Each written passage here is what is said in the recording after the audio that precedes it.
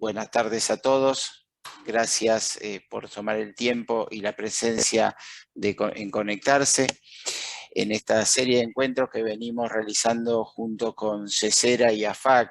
La verdad que de los que estamos muy contentos de organizar, porque creemos que es un fruto de un trabajo y de la unión de muchos años de conocernos, como también con Juan, que la verdad que hacía añares que no lo veía, y es un placer verlo de nuevo, como saludé a Luis también anteriormente, etc. Así que la verdad que estamos muy contentos de estas realizaciones de charlas con el objetivo principal, o alguno de los objetivos, ¿sí? Retomar el contacto entre las empresas, los profesionales y las asociaciones, definir novedades, profundizar la comunicación técnica relacionada a las autopartes y al sector que tanto queremos, ¿tá? Y desarrollar algunos temas nuevos de interés.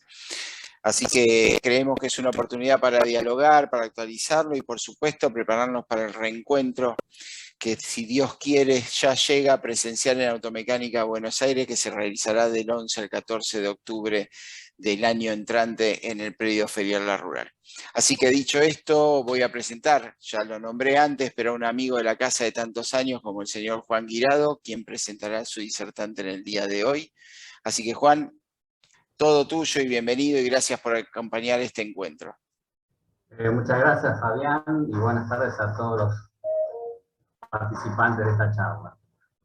La charla la vamos a dividir en tres partes. Una primera parte con una breve descripción de la empresa y sus procesos.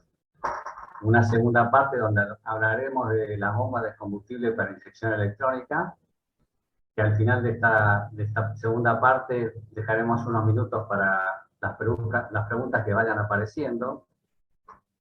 Y por último hablaremos de inyección directa para vehículos. Lo dejo en manos de su reemplazo, Ignacio Zarzábal, que estará a cargo del encuentro de hoy. Buenas tardes y gracias. Adelante, Ignacio. EGEAS fue fundada en el año 83 fabricando autopartes para carburadores y a partir del año 2012 comenzó con la producción de bombas de inyección de combustible electrónica para incorporar al mercado un elemento que es de vital importancia en el funcionamiento de los sistemas de inyección. Como este elemento es de vital importancia y requiere un acabado de alto grado, con elementos de buena calidad y con controles exhaustivos, es que GEA fabrica estos elementos bajo las normas IRAM-AITA y SAE J1537 para lo que son los vehículos de carretera, ¿sí? Estas normas implican un control de la producción de estos elementos, ¿sí? En cuanto a sometimiento a pruebas de resistencia y durabilidad en el tiempo, pruebas de vibración y pruebas de vida útil del elemento, con ciclos de más de 1500 horas de prueba, ¿sí? Este crecimiento de la empresa le permitió exportar sus elementos de carburadores para mercados como Brasil, Bolivia, Egipto, Estados Unidos, Inglaterra, Uruguay y Chile, donde tiene un buen mercado de venta para lo que son repuestos de carburadores para restauración de autos antiguos y vehículos de competición. Recordemos que estos elementos a veces en el mercado son difíciles de encontrar, sobre todo para lo que es la restauración de vehículos antiguos o de colección, ¿no? Ahora vamos a ver un video donde vemos cómo es el proceso de fabricación de esta bomba, cómo es el proceso de prueba y la meticulosidad que requiere cada puesto de trabajo y la atención que requiere de cada uno de sus operarios para lograr un producto de excelencia como son las bombas de combustible GEA.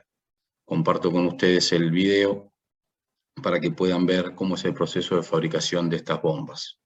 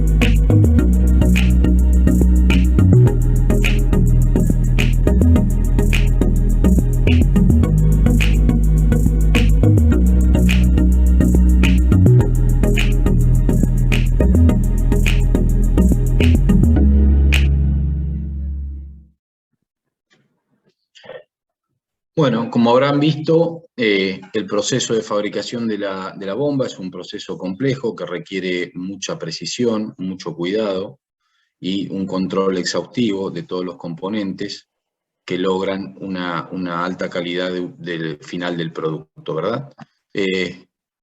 Cuando nosotros tenemos un producto de alta calidad, siempre, digamos, disminuimos la posibilidad de lo que serían reclamos en el momento de la postventa. Y a la hora de evaluar estos reclamos deberíamos tener en cuenta ciertas pautas, ¿sí?, que podemos dividir en 3 motivos principales.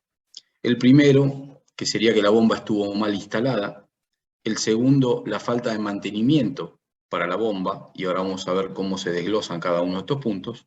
Y el tercero, para el que no hay mucha explicación, que es cuando uno compra un elemento que no está, digamos, probada su calidad o controlada su calidad, como el caso de la bomba GEA. ¿Sí? Ahora vamos a explayarnos un poquito en los motivos principales por los cuales podemos recibir un reclamo en garantía y debemos evaluar estas situaciones. ¿Sí? En el caso de la falla de instalación, siempre es conveniente aconsejar al mecánico o al técnico que va a instalar este producto que se debe tener especial cuidado en lo que es la limpieza del tanque de combustible, cambiar siempre el prefiltro de la bomba que está incorporado en el aforador, controlar el conexionado eléctrico, y cuando hablo de controlar el conexionado eléctrico me refiero puntualmente a lo que son las fichas de conexión sobre la misma bomba, porque el hecho de tener un falso contacto en esto va a provocar un recalentamiento de los cables y por ende un mal funcionamiento de la bomba de combustible, ¿sí? Y otra cosa muy importante a tener en cuenta es el montaje de la bomba de combustible dentro del aforador. Evitar que el caño de alimentación de combustible al motor dentro del aforador quede estrangulado o quede obstruido de alguna manera, que el regulador de presión, si está incorporado dentro del aforador, esté ubicado correctamente y evitando que se descalce de su alojamiento, porque eso va a hacer que inmediatamente la bomba entregue todo el combustible otra vez adentro del aforador y el vehículo no funcione. La segunda parte de los reclamos podemos tomarlo como lo que son las fallos por falta de mantenimiento. En este caso, el cambio del filtro de combustible. Recordemos que el filtro de combustible es un elemento crucial para que la bomba funcione bien. Un filtro obstruido va a provocar que una bomba trabaje con sobrecarga de tensión por el esfuerzo y termine quemándose, ¿sí? Además de provocar en el vehículo un fallo de rendimiento por falta de presión y de flujo de combustible, ¿sí? Normalmente para eso tenemos las indicaciones de cada fabricante de vehículo, cuál es el kilometraje adecuado para el reemplazo de estos, ¿sí? Las recomendaciones que desde GEA hacemos es que cambiar la bomba según sugerencia del fabricante, en el caso de que lo tenga, y si no, por lo general, lo que GEA recomienda en estos casos es el reemplazo de esta bomba cada 100.000 kilómetros. Y ahora cuando avancemos vamos a ver el porqué de esta recomendación, que probablemente no todos los fabricantes hagan hincapié, pero que es para tener en cuenta. Otra cosa importante es evitar el funcionamiento con menos de cuarto tanque de nivel de combustible. Recordemos que el funcionamiento propio de cualquier bomba de combustible genera calor en el cuerpo de la bomba y este se disipa a través del combustible que la rodea. Por lo tanto, si tenemos un tanque con un bajo nivel de combustible, la bomba está trabajando sin estar completamente rodeada de ese combustible y empieza a trabajar con sobretemperatura, provocando el deterioro rápido de la bomba, ¿no? Si la bomba es de mala calidad, la realidad es que contra eso no tenemos nada para recomendar. O sea, la recomendación es coloquen una bomba que esté fabricada con elementos de buena calidad, con una buena calidad constructiva y cumpliendo normas como cumple GEA de IRAM, y AITA y SAE, ¿sí? Que son normas que están pensadas para lograr un producto de alta calidad para la reposición del mercado automotriz.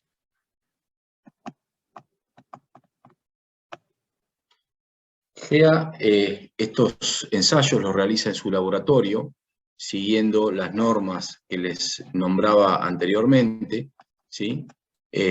Con equipos de muy alta precisión, ¿sí? Equipos complejos, como vemos acá en la imagen, ¿sí? Que van a medir el caudal, van a medir la presión y van a medir el consumo de corriente de esta bomba para poder entregar un producto de calidad al mercado de reposición. Como les contaba, el equipo hace el control final al 100% del caudal, la presión y el amperaje de consumo de corriente de las bombas para chequear que todos los productos salgan de la línea de montaje cumpliendo con estas normas que GEA pone para sus productos, ¿sí? Las recomendaciones antes de la instalación de una bomba nueva son las siguientes. Debemos probar que la bomba está funcionando correctamente. Para eso vamos a utilizar un manómetro, ¿sí? En el pico de salida de combustible.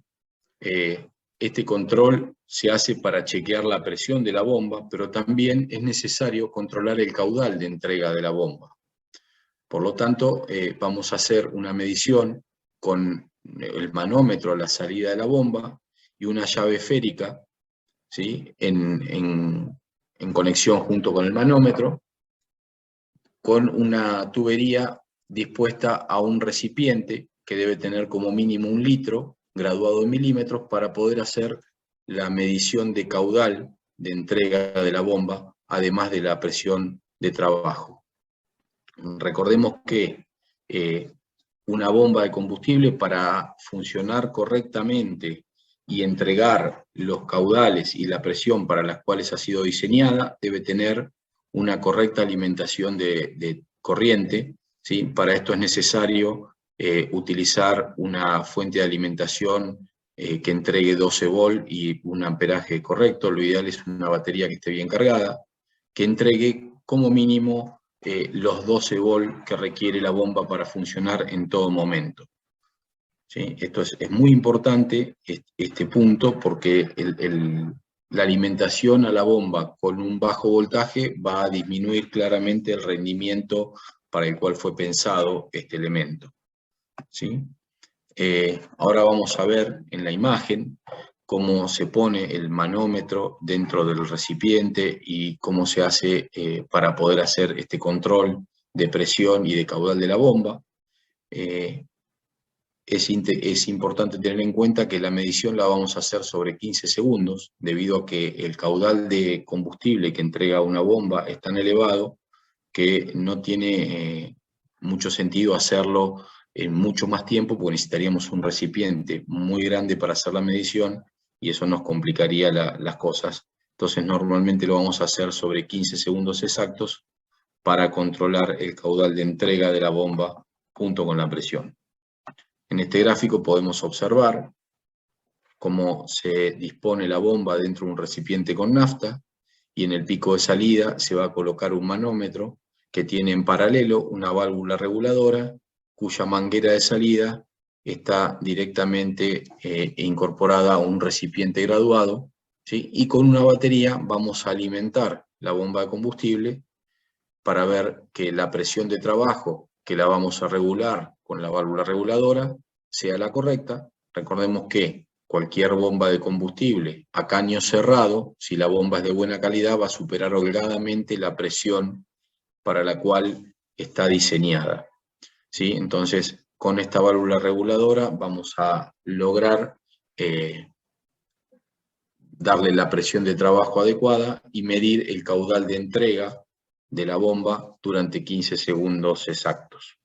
Esa es la prueba más efectiva para poder comprobar el funcionamiento correcto de la bomba.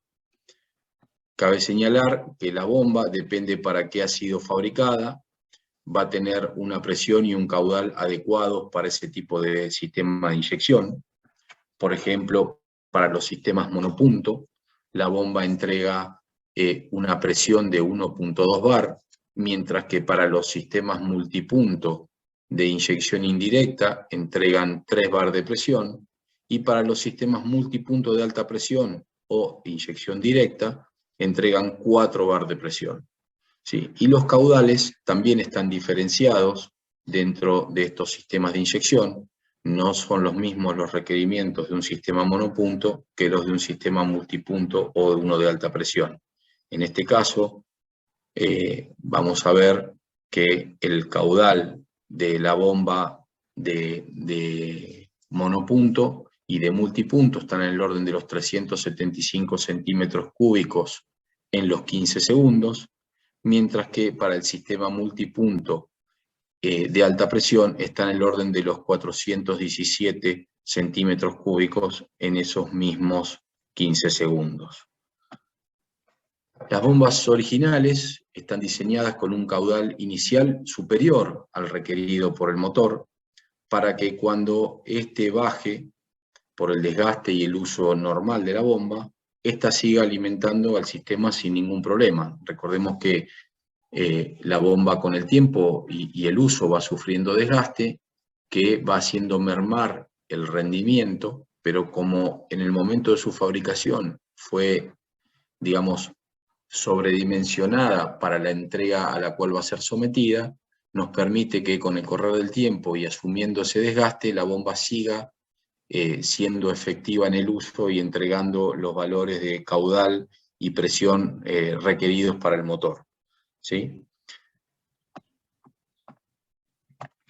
Las bombas de baja calidad, la característica que por lo general tienen es que llegan a entregar la presión y el caudal requeridos por el sistema, ¿sí?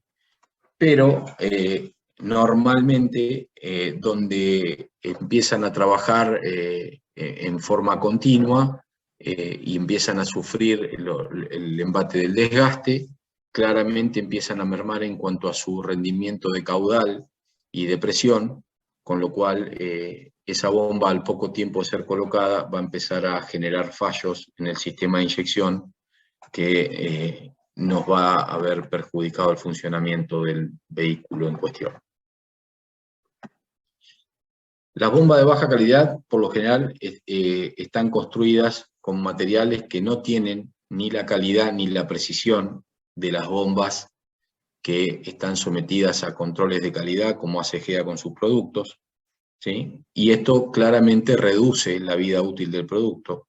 De ahí que uno compre un elemento barato, justamente porque los controles de calidad y la calidad de esos materiales son muy inferiores a los de bombas que tienen otro precio en el mercado de reposición. Para los que quieran hacer preguntas sobre estos temas de lo que son la fabricación de las bombas de inyección electrónica, su funcionamiento, sus cualidades, sus características, escucho las preguntas que quieran hacer en el chat y las respondo. Bueno, Clara me pregunta, ¿qué controla las normas que se mencionaron?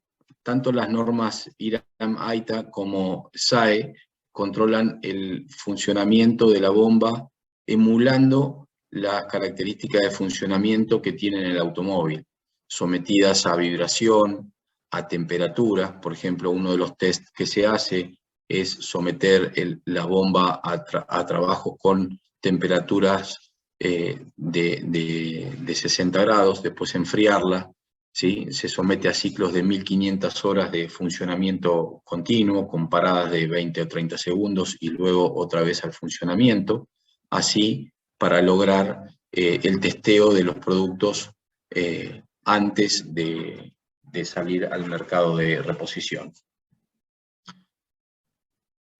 Luis me pregunta qué problemas ocasiona una bomba defectuosa en la ruta.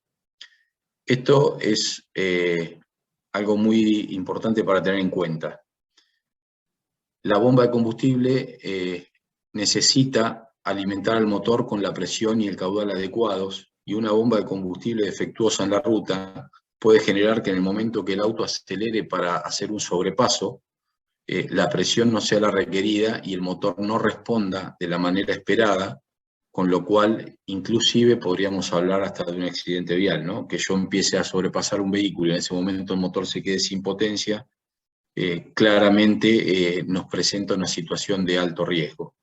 De la misma manera que una bomba de mala calidad, recordemos que en definitiva una bomba de combustible eléctrica es un motor eléctrico funcionando adentro del combustible, ¿sí? Y cualquier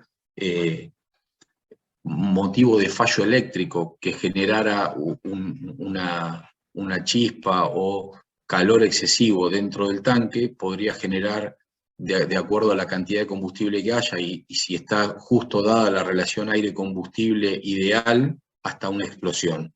Con lo cual una bomba de mala calidad realmente podría generar altos riesgos de daños, ¿no? Alan me pregunta: probé una bomba original con una fuente de 12 volt y no llegaba a los 3 bar, y después probé una bomba china y funcionaba bien. ¿Por qué es así? Bueno, esto se produce exactamente porque, como yo les dije antes, si una bomba está hecha con elementos de alta calidad, ¿sí? Seguramente va a tomar una corriente más alta que una bomba con un bobinado menor, que trabaja con un consumo de amperaje mucho menor. Entonces, si a esa bomba no la alimento con 12 volt firme, seguramente no me va a entregar los valores para los que está diseñada. En cambio, una bomba que tiene materiales de inferior calidad, con menor cantidad de bobinado y demás, aunque le aplique un voltaje menor, probablemente funcione. Claro que esa bomba después, en el tiempo, va a durar muchísimo menos que la otra. Lucas me dice: me pasó con una bomba original que al probar la presión le salía un chorro de nafta por la zona del pico de salida. Bueno, recordemos que una bomba de combustible tiene en el pico de salida una válvula de seguridad que se abre con una presión de 8 bar, que está preparada efectivamente para que eso suceda, para evitar un daño por sobrepresión en cualquier parte del sistema de combustible. Recordemos que si por algún motivo se obturara el filtro de combustible o algo, la presión terminaría dañando alguna de las conexiones o algo. Entonces para eso está montada esa válvula en el pico de salida, que es la válvula de seguridad. ¿Cuál es la vida útil estimada de las bombas?, me pregunta Diego. La realidad es que la bomba tiene una vida útil bastante prolongada, que por supuesto siempre está supeditada al tipo de mantenimiento que uno haga sobre el vehículo, ¿sí? Si es una bomba que yo uso constantemente con poco combustible en el tanque y estoy sometiendo la bomba a un estrés de trabajo de alta temperatura constantemente y no cambio los filtros adecuadamente y no utilizo un combustible adecuado, esa bomba va a haber limitado su vida útil ostensiblemente, ¿no? Pero les digo, GEA recomienda el cambio de la bomba cada 100.000 kilómetros, aunque no significa que esto signifique que la bomba dure 100.000 kilómetros. De hecho, hay bombas que duran 200, 300 y 400.000 kilómetros funcionando, aún entregando los valores de presión y de caudal para los que fueron diseñadas en su inicio.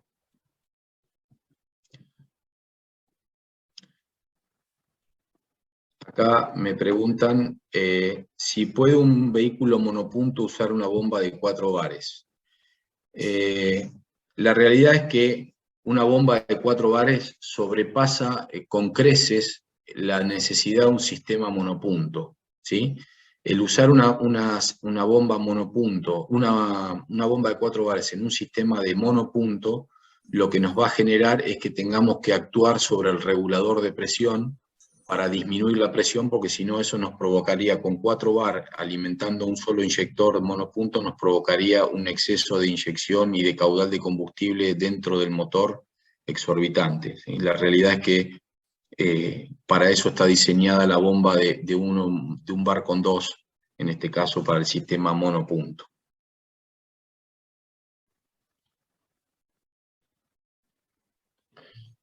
Todos los productos de GEA cuentan con garantía por defectos de fabricación.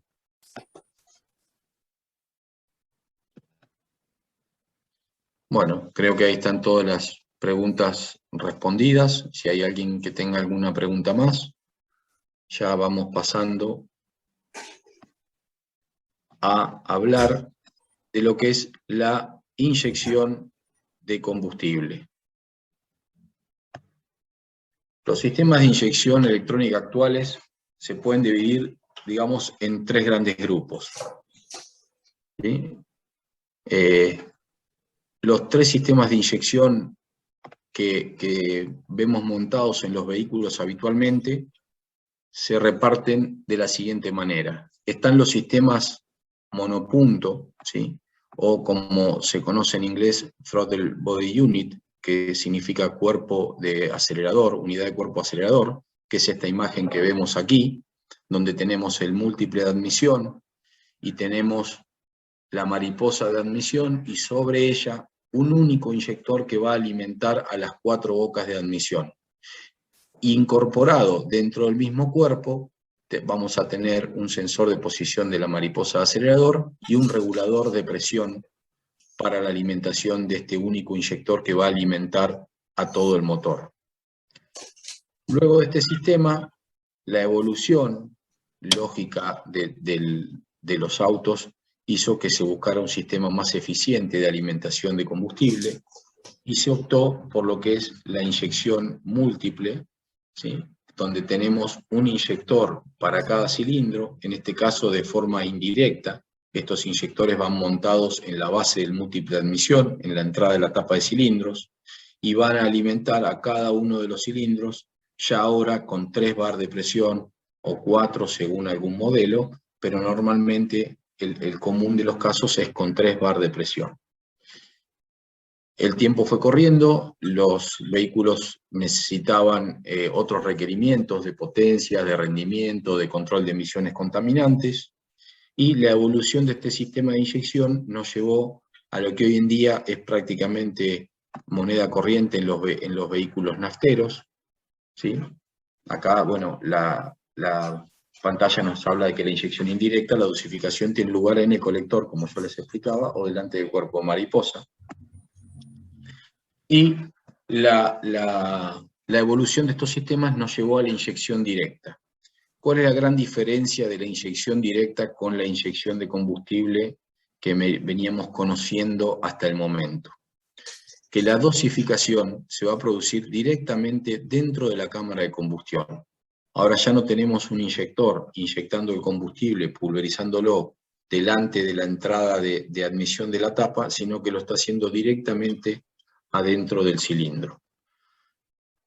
Para lograr eso, el sistema necesita contar con algunas características puntuales, que son las siguientes. Bueno, acá vemos, estos son los sistemas que normalmente equipan a muchos de los vehículos de hoy en día. Inyección estratificada con turbo y inyección estratificada con turboinyección.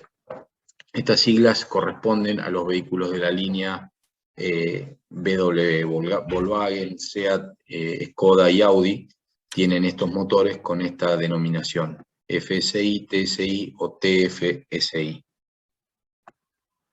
El modo estratificado de combustible es la mezcla, tal como lo dice la palabra, en estratos, ¿sí? O en capas, donde no va a hacer una sola inyección, sino que va a ir inyectando pequeñas cantidades de combustible hasta lograr llegar a la inyección principal, ¿sí? El hacer este tipo de inyección logra una homogeneización plena de la mezcla, ¿sí? Esto también alentado por la forma que tiene la cabeza del pistón, que tiene una cabeza con una forma especial, se llama lenticular, que va a mover la carga de gases dentro del cilindro para lograr una homogeneización plena y una combustión plena del combustible ingresado.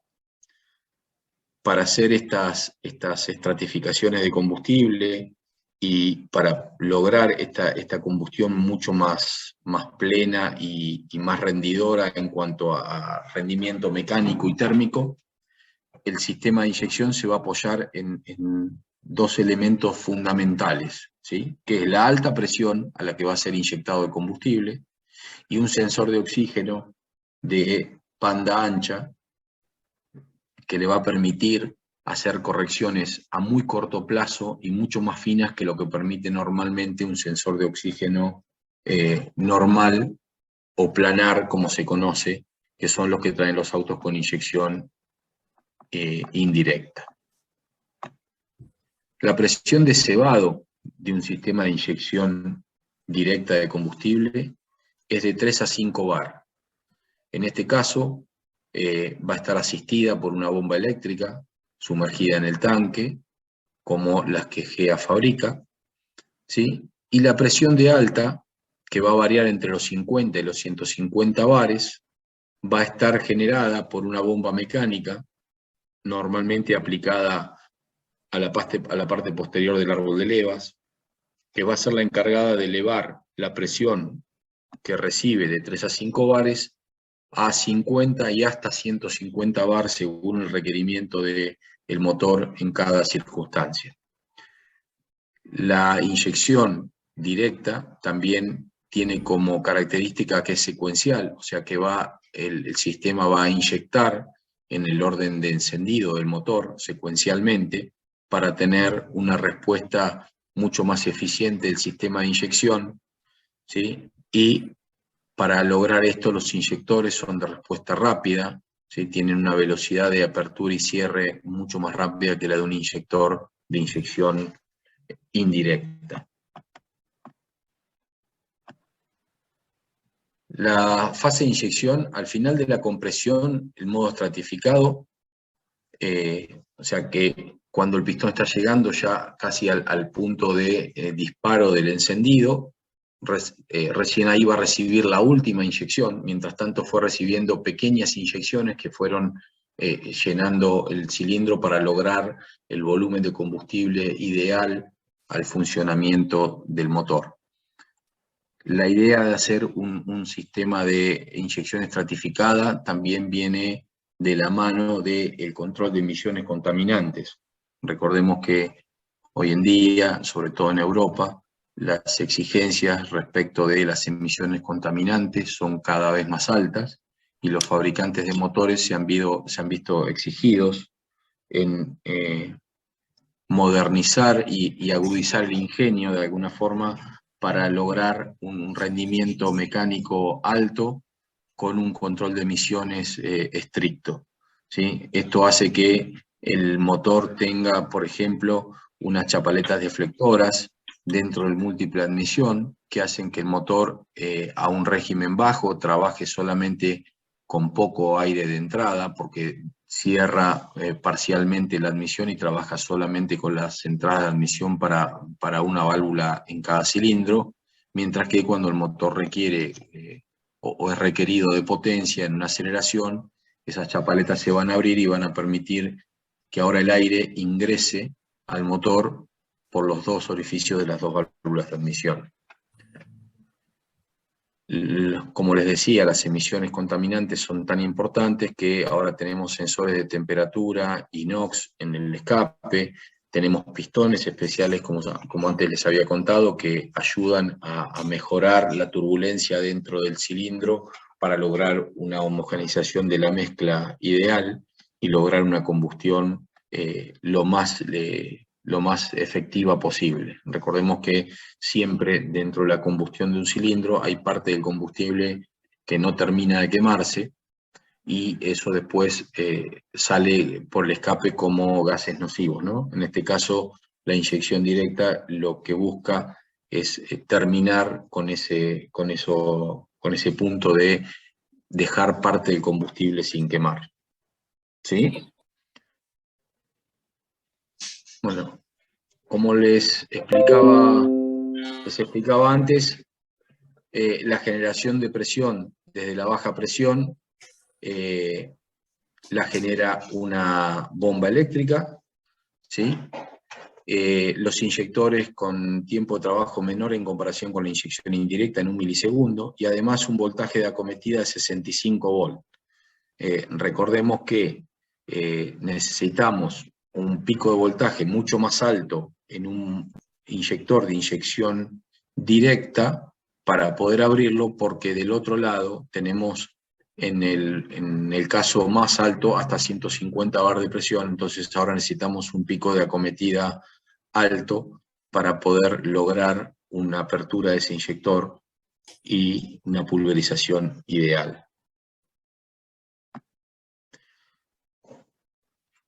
La bomba de cebado del tanque trabaja a través de un módulo comandado por el PCM y trabaja con pulsos PWM.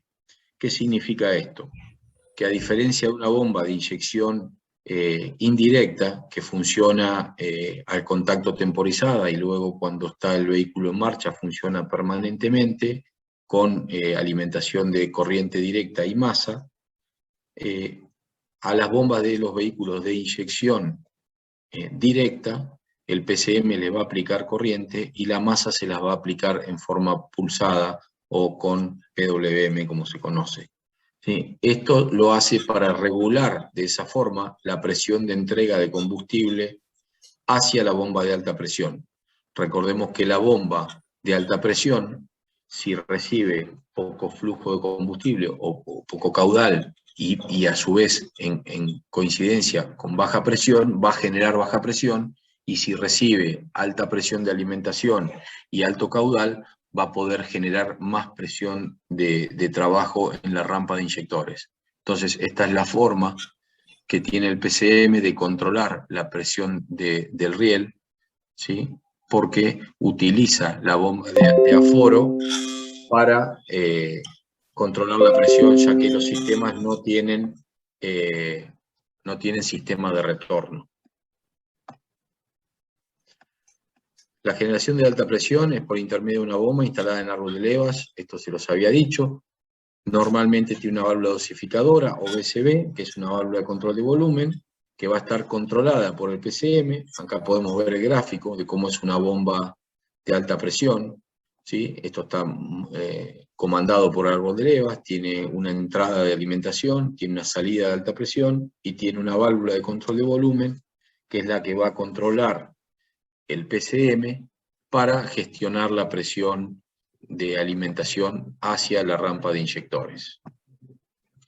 El sensor de oxígeno de banda ancha es, como les decía antes, un sensor de oxígeno que va a controlar en todo momento el remanente de oxígeno en los gases de escape, y la forma de funcionamiento que tiene esta sonda, a diferencia de las sondas convencionales, es que le permite al sistema una muy rápida respuesta respecto de la corrección de combustible.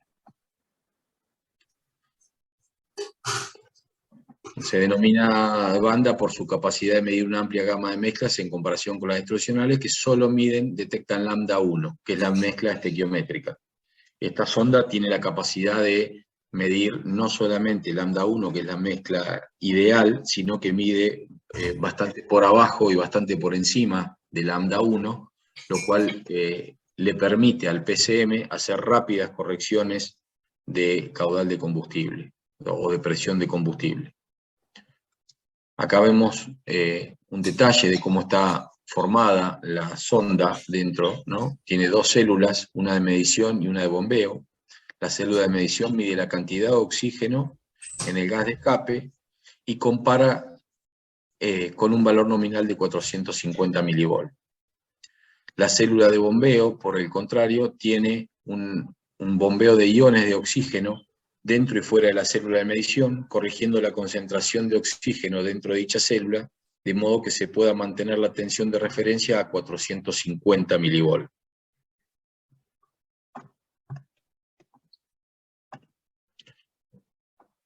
Yo ahora voy a escuchar las preguntas que quieran hacer sobre el sistema de inyección directa específicamente, como parte de sus componentes, funcionamiento o algún requerimiento que tengan para hacerme respecto de este sistema puntual de inyección. Sí, correcto. Manuel Amato me dice, el problema es la carbonización en la válvula de admisión. Exactamente. Esto es una característica propia de los sistemas de inyección directa de combustible.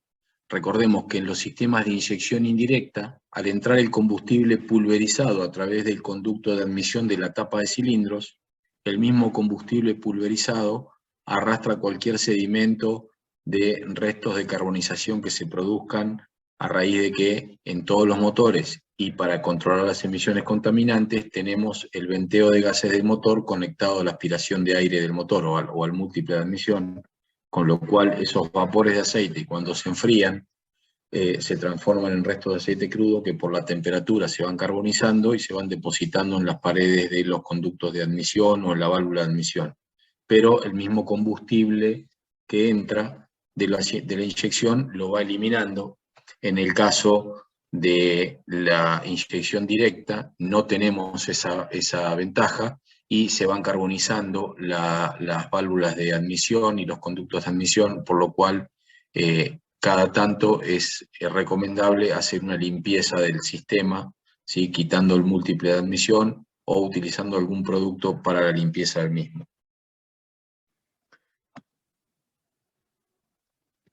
Clara me pregunta, ¿este sistema de inyección directa usa un combustible de alta calidad? Sí. La respuesta rotundamente es sí. Cuanto menos combustibles que sean de estaciones de servicio de bandera o combustibles de calidad reconocida.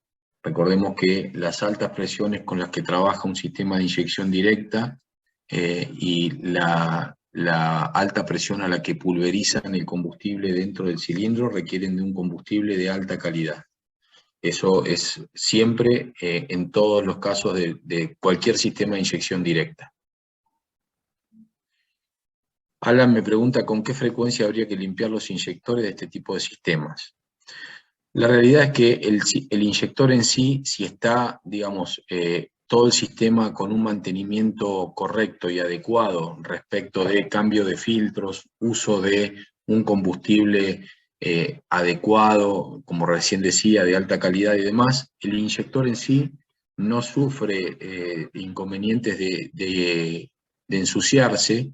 Lo que sí por ahí se ensucia de este inyector es la punta, de lo que sería la punta que está inmersa dentro de la cámara de combustión, porque está directamente adentro del cilindro y se le van generando pequeños depósitos de carbón que en el futuro, digamos, terminan afectando a la pulverización o a los orificios de pulverización, tapándolos. Esto normalmente debe utilizarse algún sistema de algún aditivo de limpieza para limpiar, porque si no requiere el desmontaje de los inyectores para poder limpiarlos. Lucas me pregunta, ¿el osciloscopio es una herramienta para hacer diagnóstico en este tipo de inyección? La realidad es que el osciloscopio es una herramienta para hacer diagnóstico en cualquier sistema donde haya control por PWM, ¿sí? Y en este sistema en particular, que tenemos el comando de la bomba de combustible por PWM, el osciloscopio es una gran herramienta de diagnóstico, como lo es en cualquier caso, por ejemplo, para señales de giro, pero sí, claramente el osciloscopio es una herramienta necesaria para hacer un buen diagnóstico, un diagnóstico profesional en un sistema de inyección directa de combustible.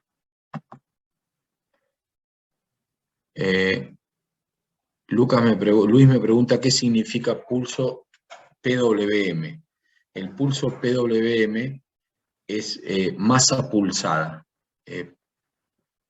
Pulse Wave Module. Significa que la masa no está aplicada en forma constante sobre, en este caso, la bomba, sino que está aplicada en forma controlada y pulsada para lograr mantener el trabajo, el duty de trabajo, el tiempo de trabajo que yo quiero sobre esta bomba. ¿Sí? En este caso es una bomba, lo mismo pasa con un inyector, que trabajan de la misma forma. ¿Sí? Cuando yo quiero medir cuánto tiempo quiero que ese sistema eléctrico, esa bobina trabaje, lo puedo controlar controlando cuánto tiempo le doy masa a esa bobina mientras tiene la corriente aplicada en el otro terminal.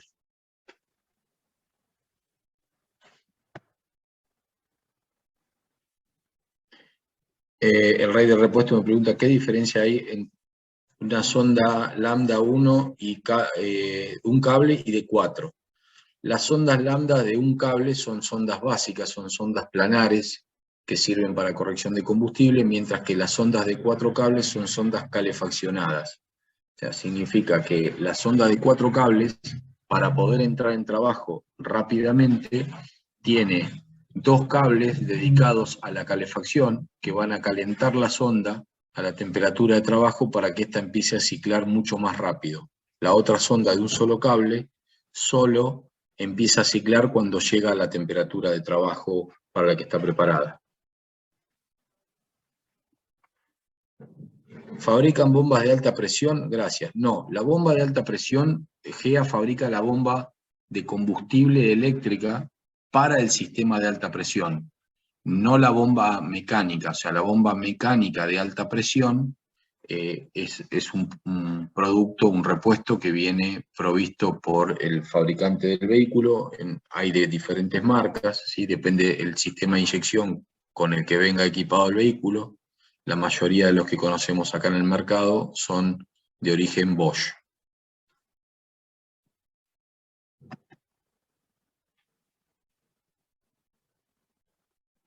El sistema de inyección, en realidad, Diego, te cuento, lo importante en los sistemas de inyección directa de combustible es hacer un control sobre la limpieza de lo que es el colector de admisión y el depósito de carbón que se va acumulando dentro de los conductos de admisión de la tapa de cilindros y dentro de el interior de la válvula, ¿sí? El vástago de la válvula y en el platillo de la válvula que quedan del lado de adentro del conducto de admisión, ¿sí? Que es donde se forman depósitos de carbón que van cerrando el diámetro del conducto hasta hacer que el vehículo tenga problemas de desempeño. Eso se hace, depende, vuelvo a repetir, de las condiciones de uso del vehículo, de la calidad del combustible que esté utilizando, de la calidad del aceite que esté utilizando. Recordemos que el vapor de aceite que vuelve a ser aspirado por la admisión y lo vuelve a meter por eso, genera depósitos de carbón. Si yo utilizo un aceite mineral, eso lo va a provocar muchísimo más rápido que si uso el aceite correcto para estos sistemas de inyección directa, que es aceite sintético al 100%.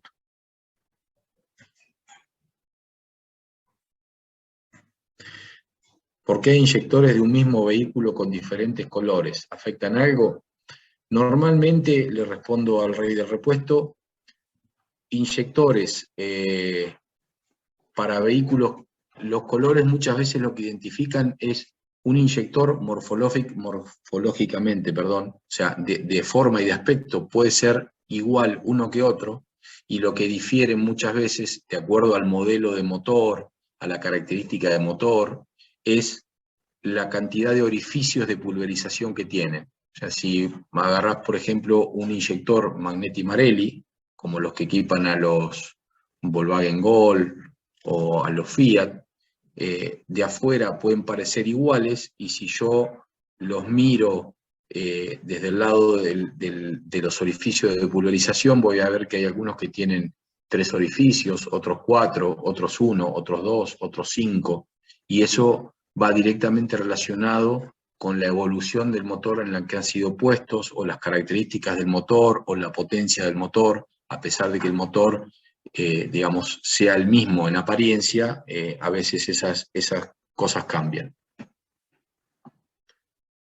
Bueno, yo de parte de AFAC, Cesera y Automecánica Buenos Aires, quiero agradecerle a Ignacio su presentación y su tiempo, y también a Juan por ofrecerse para que GEA pueda hacer una charla de este tipo. Muchísimas gracias a los dos, y bueno, nos estamos viendo. Ojalá se pueda hacer otra charla nuevamente. Bueno, muchas gracias para todos. Me despido de ustedes. Han sido muy amables en prestarme su tiempo para escucharme, y a Juan por darme la oportunidad. Muchas gracias para todos y buenas tardes.